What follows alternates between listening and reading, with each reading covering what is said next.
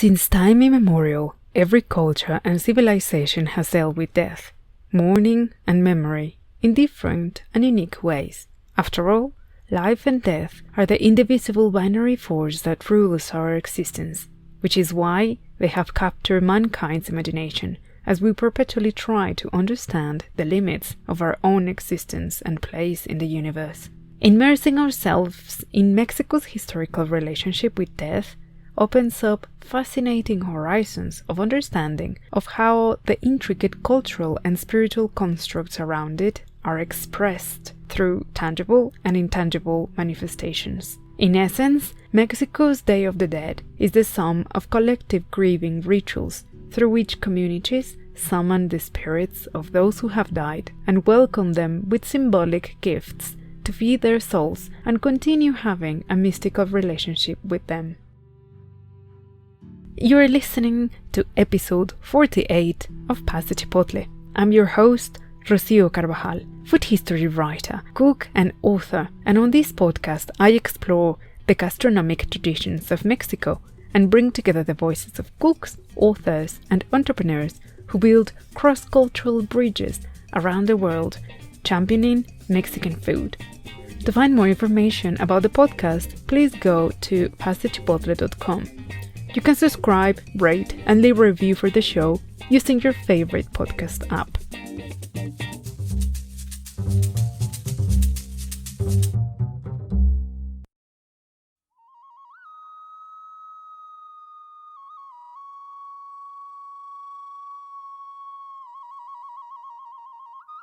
Around the world, autumn brings the last of the harvest celebrations of the year.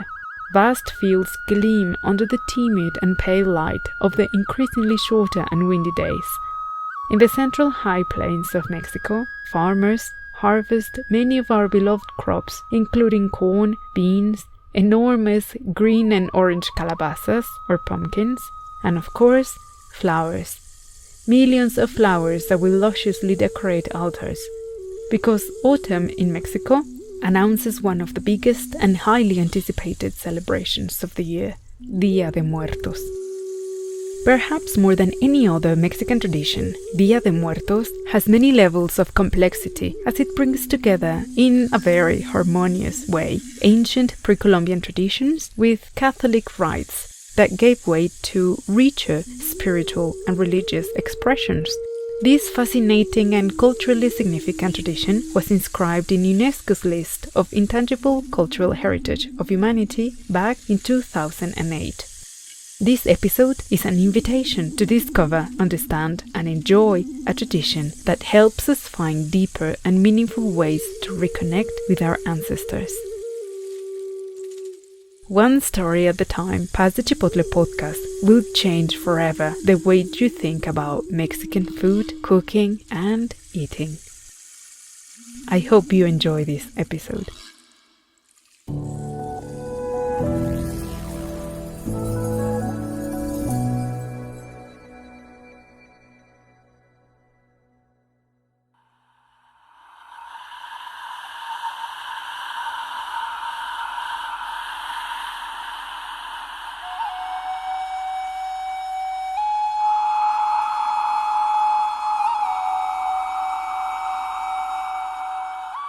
As I mentioned at the top of this episode, every culture and civilization that has ever existed has dealt with death in different and unique ways. Birth and death must have seemed like a true miracle, and no doubt they mystified the early human groups. And around these two unavoidable and powerful events, many myths, rites, and systems of beliefs were created. Studying a culture's relationship with death helps opening new horizons of understanding how we live life. For the ancient tribes of Mexico, the relationship they developed with death evolved from the humble mortuary rituals to become an essential part of their religious, social, and even political drives. The Mexica, also called Aztec, developed a particularly militarized and bellicose culture, in which death had many meanings to them. Apart from being an unavoidable consequence of being alive, it was also a means to an end when brought upon others. Ending a life, that is, Killing someone was a tool of political control, punishment, and revenge. But it was also seen as an ultimate form of sacrifice and the beginning of a long spiritual journey from which they could sometimes return by means of reincarnation. From a surviving Mexica poem, we can have a glimpse of their understanding of death. We have only come to dream. We came to sleep. It is not true. It is not true. Where shall we go? We only came to be born. Our home is beyond, there where the skinned are. Do we really live on earth? Not forever, only briefly. We can grasp from this that for the Mexica, physical life was a mere stage of existence, and the true essence of the soul morphed once it was free from its earthly form. So people who volunteered to be sacrificed believed that they will continue their eternal journey as companions of the sun. Along with the women who died during childbirth, they will live a joyous life in the Tlalocan, which was Tlaloc's paradise, who was the god of rain. And the children who died were believed to become jewel-like fruits hanging from the sacred tree of life.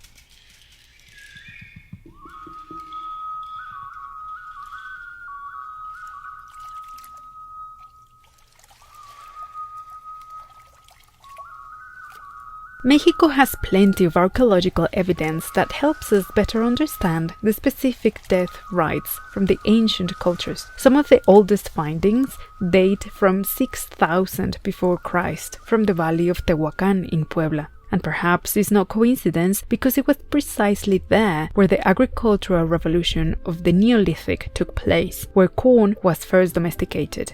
And what we have learned is that food was present at most burials, which means that ancient indigenous tribes attributed sacred and spiritual powers to specific foods, believing that they could even nourish the soul of the departed.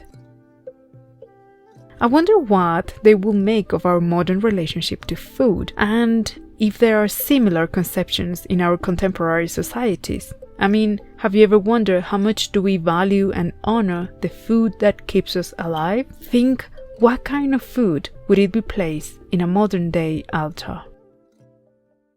Returning to the Mexica traditions, the afterlife for the rest of the population that died of natural causes and didn't have a glorious farewell, the afterlife wasn't an easy affair.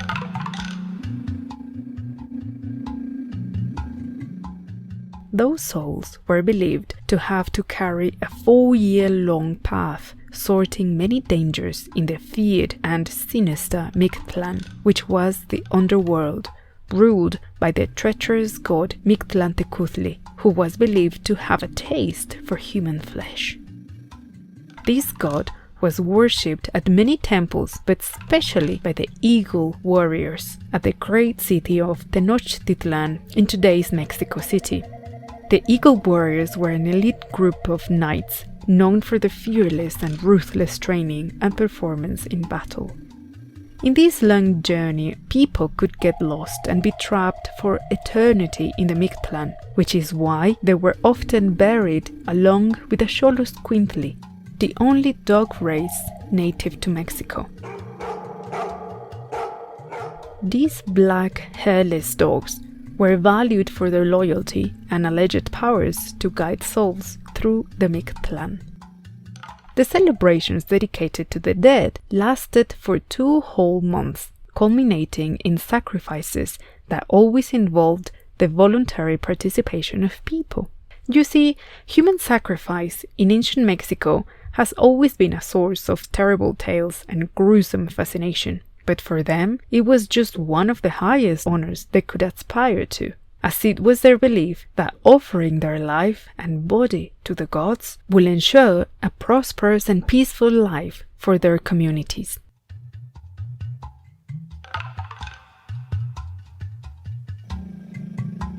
At the arrival of Spanish conquistadors and the establishment of the colony, the native tribes were forced into the conversion of Catholicism, and a systematic program to eradicate quote-unquote pagan or savage traditions was actively enforced.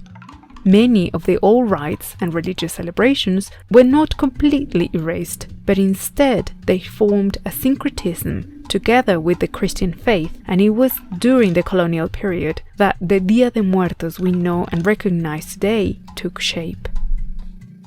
But something didn't quite fit with the ancient conceptions of the indigenous population. After all, they didn't really have a negative perception of death, because for them it wasn't a permanent stage, and after dying, their existence will simply take a different path. In other words, they really didn't fear death. They were not intimidated by it, and they simply didn't buy the idea of living in fear for something that not only was natural, but according to their own traditions, it was just a different form of existence.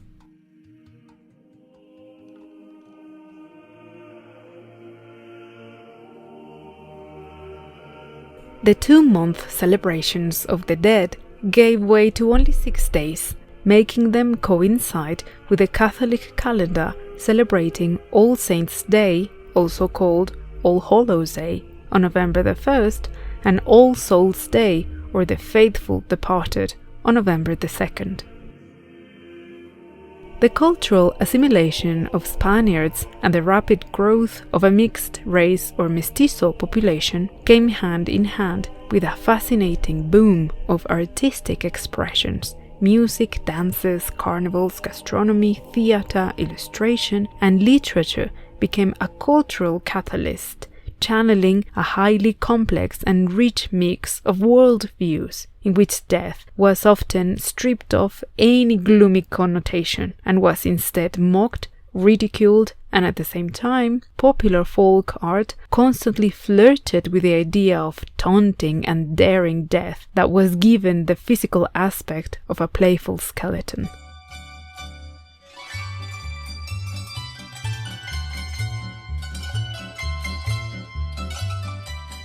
During the 18th century, the famous caricaturist and political satirist José Guadalupe Posada was responsible for creating the well-loved engraving of the Catrina. Catrina is a word used to depict an elegant woman, except in this case is a skeleton dressed in an outrageously flamboyant and colorful attire with a big hat bearing flowers and feathers, and you can find several images of the Catrina and many other references on this episode's blog post on my website at pasachipotle.com. A very famous literary form known as calavera, which is a kind of rhyming poem, was created. These poems could be long or short and were always written in small and rhyming verses to flatter and make fun of friends, and they were often exchanged during the Day of the Dead. The poems are playful and often include descriptions of how a person constantly avoids death. These poems often have an uplifting ending in which the subject always has a great time for eternity. Here is a musical piece called God Never Dies. This waltz was composed by the Oaxacan violin virtuoso and composer Macedonio Alcala Prieto as a symphonic piece, but I'll play for you a rare mariachi version by the famous actor and singer Pedro Infante. The lyrics explore the musician's own reflections on his own mortality, and the opening verse says, "The sun dies in the hills with a pale dim light, because life in its incessant speed drives us to die. But I don't care knowing I will have the same end, because I find comfort in the fact that God never dies." The burning of incense and copal, along with the presence of candles and water, are aimed to guide the souls of the departed to come back home, and to purify them and quench their thirst after their long journey. Often, photographs and sugar skulls with the name of the deceased are placed in the altar, and some communities believe that the souls aren't able to recognize their own photography, so they place mirrors to allow them to see their reflection. As you can see, the incorporation of very modern objects, such as photographs, have quickly become re-signified as sacred objects, and have found a very specific ritualistic purpose in the altars. And now I want to play for you a very special piece. It's a folk song called La Llorona, the Crying Woman, and tells the story of a man who is in love with the spectral presence of the ghost of a woman and grieves for the fact that they can't be together. This piece is interpreted by the great folk singer Susana Harp and the Symphony Orchestra of Oaxaca.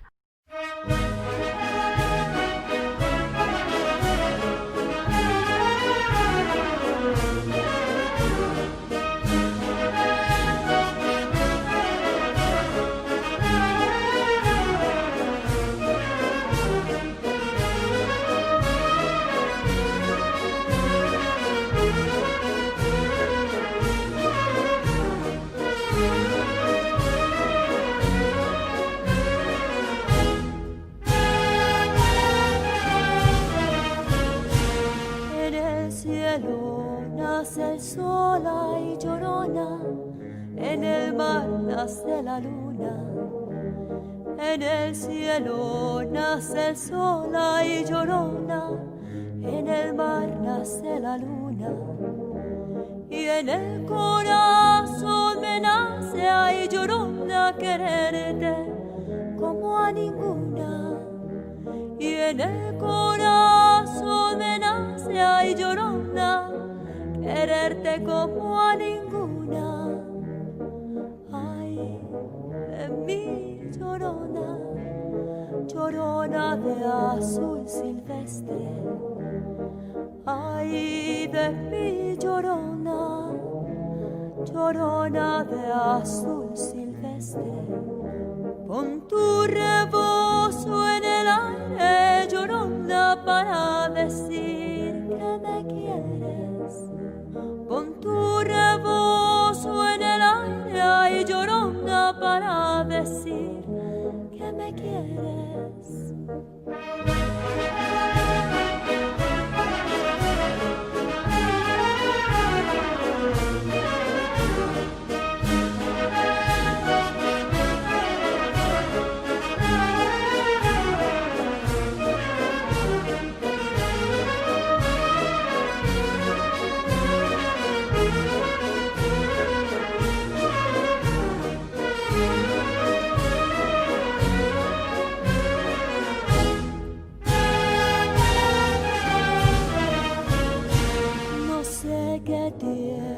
Las flores, llorona, las flores del campo santo. No sé qué tienen las flores, llorona, las flores del campo santo, que cuando las mueve el viento, llorona, parece que están llorando. Que cuando las mueve el viento, llorona, parece que están llorando. Ay, de mi llorona, llorona, tú eres mi yunca. Ay, de mi llorona, llorona, tú eres mi yunca. Me quitarán de quererte, ay llorona, pero de olvidarte nunca. Me quitarán de quererte, ay llorona, pero de olvidarte nunca.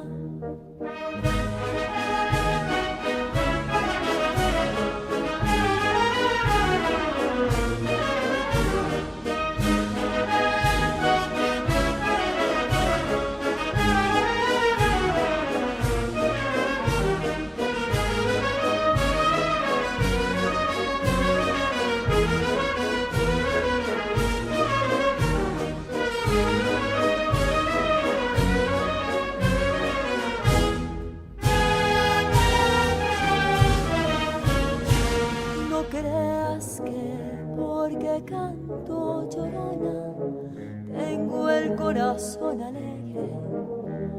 No creas que porque canto llorona, tengo el corazón alegre.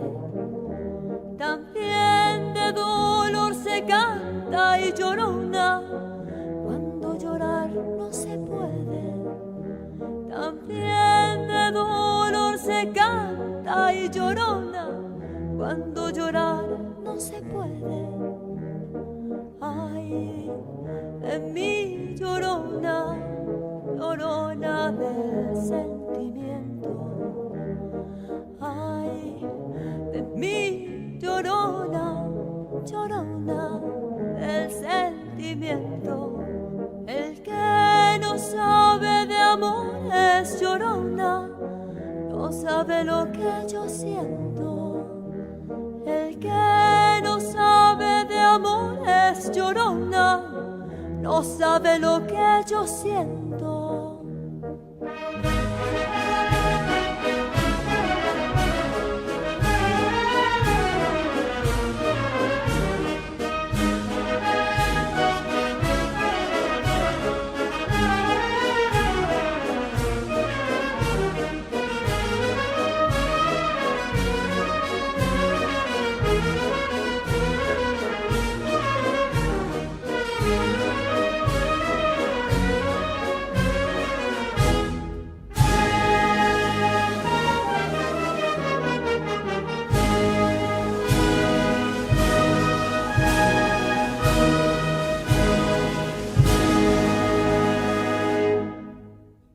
Growing up, I remember how very diligently my paternal grandmother would prepare a full breakfast, lunch and dinner to feed the souls of her parents.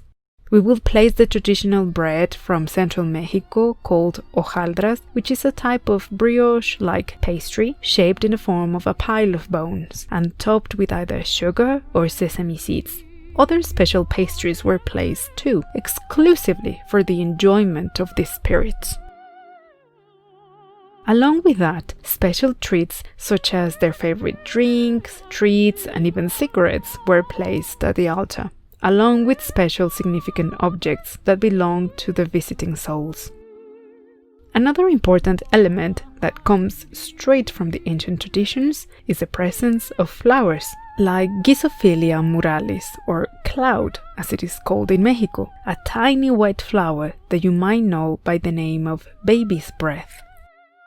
Velvet flower, or flor de terciopelo, is a very unusual looking inflorescence with thick petals covered in what feels and looks like tiny magenta feathers that give the impression of velvet. But without a doubt, it is cempasúchitl, which you might know as marigold, the flower that not only dresses the altars with its beautiful and distinctive orange color, but also perfumes the whole season.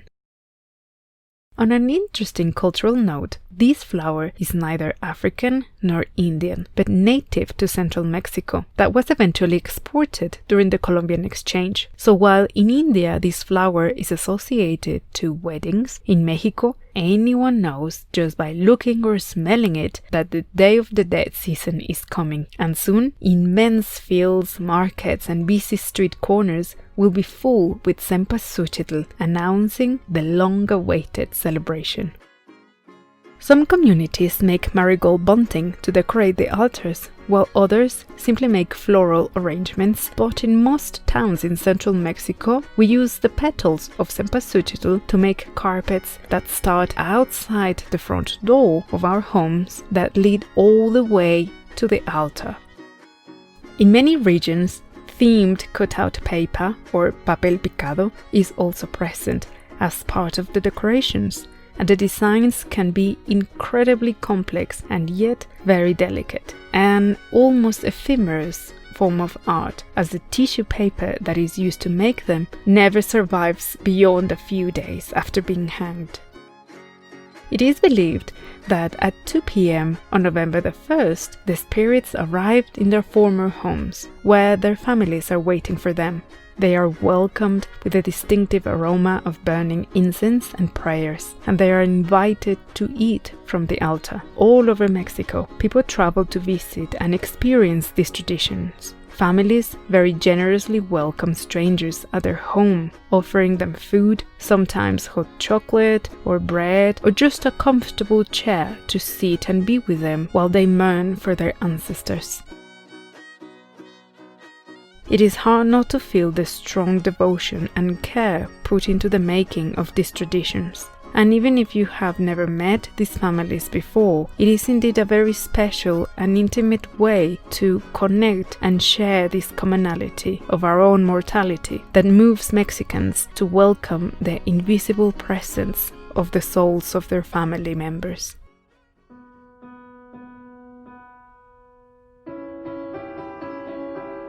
On November the 2nd, families usually spend some time at the cemeteries, cleaning and dressing the tombs, burning incense and lighting candles. It is not unusual to see mariachi bands singing as mourners share anecdotes of happy times they had with their deceased friends or family members. Typically, on November the 3rd, once the celebrations have concluded, the altars are dismantled and the friends and family are invited to join in for a dinner consisting of hot chocolate and pastries that have been taken off the altar. This act brings closure to the many emotions that were relieved on the past days and helps create bonds over the traditions and the notion of togetherness. In recent decades, the rapid incorporation of elements from other cultures and even ways of celebrating Dia de Muertos has created new forms of cultural expressions. Many children dress up and go trick-or-treating, dressed as Catrinas, Frida Kahlo, and also wearing many other Mexican traditional costumes. You might remember some scenes of the James Bond film Spectre portraying a large Day of the Dead carnival. The truth is that there is no such tradition, and never before in the history of Mexico a Day of the Dead carnival had taken place. However, the Mexican public reacted so well to this idea that from that year onwards, Dia de Muertos in Mexico City now has its own carnival. On a final note, I want to reflect on the fact that traditions can be incredibly flexible. And without falling into the trap of cultural relativism that aims to maintain an expression untouched and unchanged, we must understand that life and culture are the result of a constant flow of ideas, exchange, and transformation. Without a doubt, we can say that Dia de Muertos remains a cultural pillar of Mexico, and we live it very passionately across all ethnic groups, every city and community, because it speaks to the very core of our essence as a mestizo nation. Dia de Muertos is a tradition that indeed is very much alive.